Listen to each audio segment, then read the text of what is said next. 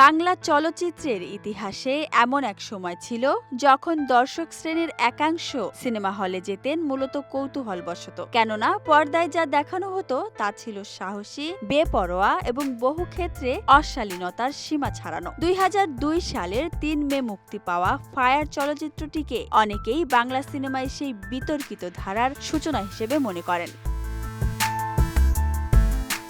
পরিচালক মোহাম্মদ হোসেন পরিচালিত ফায়ার ছিল এমন এক ছবি যা মুক্তির পরপরই দেশ জুড়ে তুমুল আলোচনার ঝড় তোলে। এই সিনেমার মধ্য দিয়েই প্রথমবারের মতো বাংলাদেশের সেন্সর বোর্ড কোনো ছবিকে অ্যাডাল্ট বা 18+ ক্যাটাগরিতে অনুমোদন দেয়। সিনেমা হলের প্রতিটি পোস্টারে বড় করে লেখা ছিল কেবলমাত্র প্রাপ্তবয়স্কদের জন্য।